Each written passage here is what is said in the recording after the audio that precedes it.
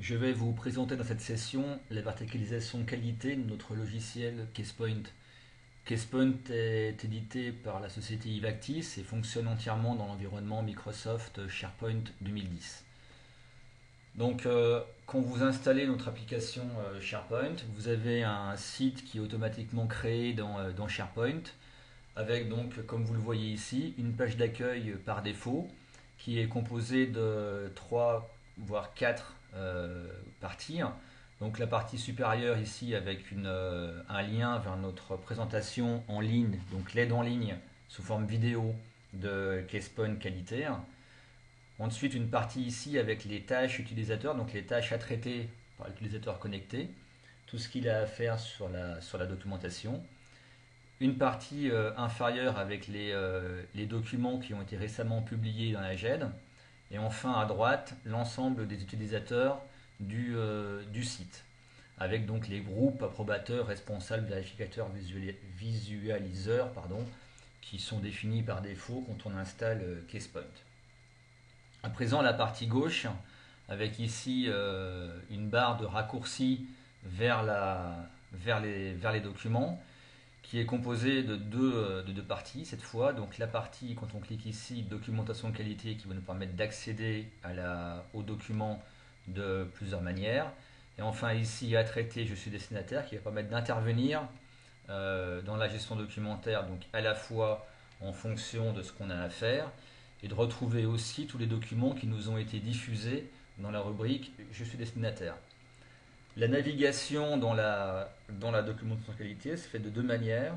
Donc une première manière en naviguant dans des dossiers, typiquement comme dans des dossiers Windows, c'est même des dossiers Windows, hein, on le verra tout à l'heure. Et enfin par des mots-clés. Donc si j'ouvre les mots-clés ici, je vais retrouver tous les documents qui sont associés au service direction commerciale. Petite subtilité au niveau des mots-clés, on peut avoir des mots-clés à plusieurs niveaux. Donc au niveau des points de diffusion papier par exemple, je vais retrouver un point de diffusion France et dessous d'autres points de diffusion. De la même manière dans système, je vais retrouver le système qualité, sécurité, environnement et dessous, je vais pouvoir dispatcher entre environnement, qualité et sécurité. Donc ça va permettre d'associer un document ou au mot-clé qualité, sécurité, environnement, donc à ce niveau-là, ou alors à un niveau inférieur. Donc si on l'affecte, si on associe le document à environnement, on pourra retrouver ce document, typiquement là ici, procédure 001, je la retrouve sous environnement.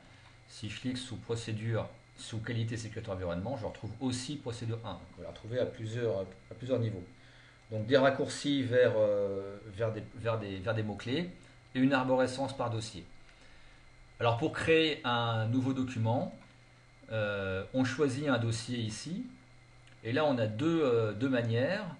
Ou bien on ajoute un document existant en cliquant ici et là parcourir, je vais retrouver en fait sur mon disque l'ensemble des documents. Donc si on prend un document quelconque ici par exemple,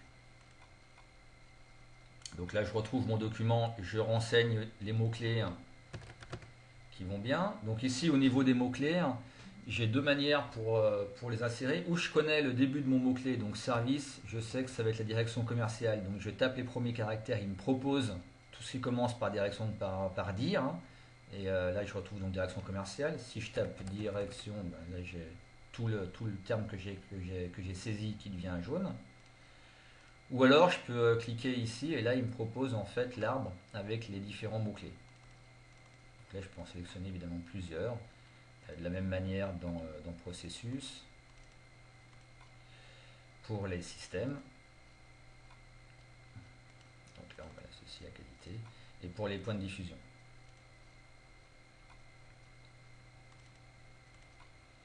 Voilà, donc là j'ai un nouveau document qui a été créé avec le fichier que je viens de sélectionner.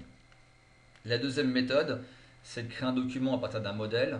Donc ici, dans Nouveau document, je vais retrouver les modèles disponibles qui me sont proposés en fonction de qui je suis et d'où je me trouve dans l'arborescence.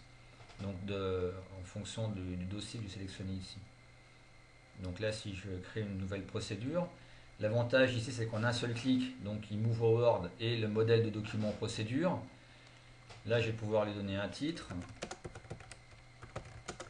ma procédure démo. Et de la même manière que peut-être que tout à l'heure, je vais retrouver mes mots-clés ici.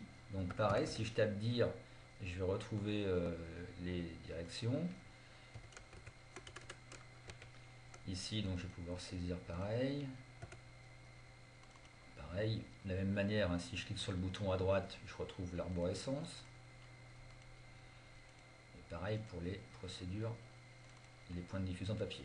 Donc là, dans Word, je remarque tout de suite qu'en fonction des champs que j'ai saisis ici, donc dans titre, mon document, mon fichier va se mettre à jour. Donc là, je rédige mon document Word. Je l'enregistre.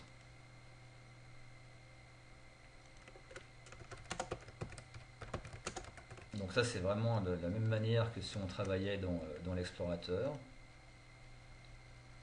Et là, mon document, donc ma procédure démo, est enregistrée. Je la retrouve ici dans mon système.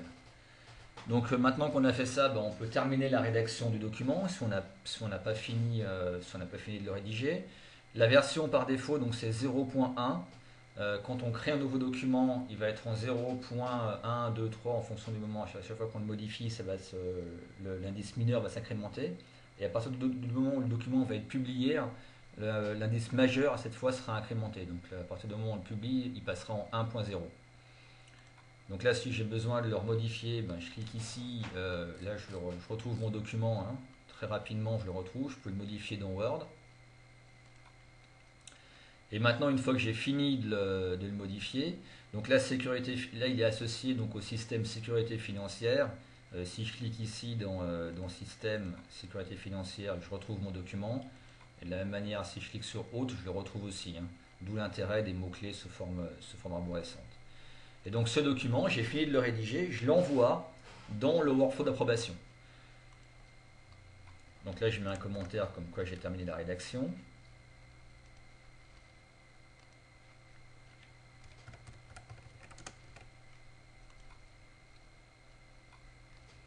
Je définis les vérificateurs, les approbateurs et la liste de diffusion si j'en ai besoin. Par défaut, tout ça c'est rempli, donc je peux cliquer sur Start et ça démarrera. Et mon workflow d'approbation démarrera. Ou alors, je peux modifier ici le nom et mettre des vérificateurs que je connais hein, si j'ai besoin. Donc ici, je peux aussi en définir plusieurs. Si j'en définis plusieurs, je pourrais sélectionner si le document est envoyé en série ou en parallèle aux différents utilisateurs. Donc voilà, je peux définir une échéance. Je peux dire que c'est 1. Je peux donner une date. Donc là, on aura des reports hein, qui nous se mettront à jour si les documents ne sont pas terminés, si le document n'est pas approuvé avant le 17 mars. Voilà, et là, donc, nos documents est parti en approbation. Alors, pour voir un peu comment ça se passe, je pourrais à tout instant cliquer ici dans la colonne approbation pour voir où en est mon document dans son workflow et visualiser l'historique. Donc là, j'ai un schéma qui me représente l'ensemble de mon workflow. Donc là, je sais que le document il est actuellement ici au processus à la première étape et que le processus derrière n'a pas encore été démarré. Et là, j'ai l'historique avec tout ce qui s'est passé sur mon document et entre autres qu'il a été donc envoyé à Allen en vérification avec comme titre Veuillez vérifier ma procédure démo. Autrement dit, si maintenant je me connecte avec l'utilisateur Allen,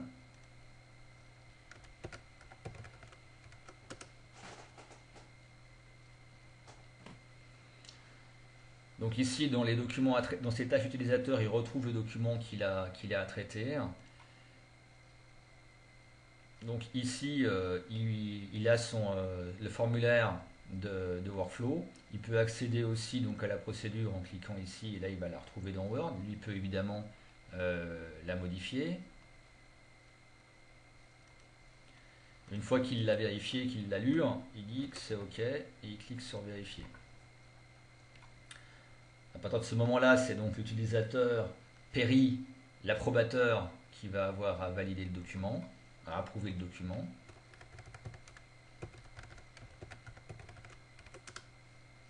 Donc lui, de la même manière, retrouve ici son document. Et là, il peut dire qu'il l'approuve. Il peut aussi évidemment refuser l'approbation. À ce moment-là, il repartira à l'étape précédente. Une fois que Perry l'a approuvé, donc le document, il est approuvé et il est en indice, l'indice majeur a été incrémenté, pardon. Et là, je retrouve donc dans la colonne approbation le mot-clé approuvé pour bien définir que le document est terminé. Et ici, j'ai un petit gif animé qui m'indique que le document est en cours de conversion PDF. Donc dès qu'un document est approuvé, il est automatiquement converti au format PDF. On verra tout à l'heure. Donc une fois que le document est approuvé, le workflow n'est pas terminé. On a l'étape de diffusion. Donc maintenant, si on se connecte avec une personne à qui on a envoyé le document en diffusion, donc par exemple Carlson,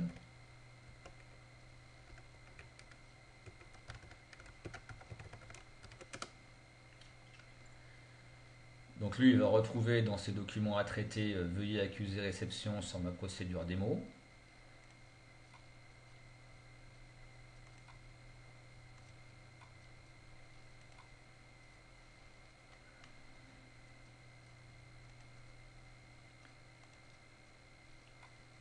Donc ici, quand il ouvre son document qu'il a donc reçu, ou il peut accuser réception, ou alors il peut rediffuser le document en cascade. Donc c'est à ce moment-là, en fait, quand on reçoit un document qu'on peut le rediffuser. Ou alors il peut cliquer sur accuser réception, et à ce moment-là, donc le document, il le retrouvera ici dans les documents dont il est destinataire. Donc là, il n'y en a qu'un qui a été traité jusqu'au bout par Carlson, et donc il voit son document ici. Donc voilà pour la partie workflow et pour la partie création d'un document. On a ici donc un outil de recherche et on a aussi un outil de report. Donc là, si on se connecte en administrateur,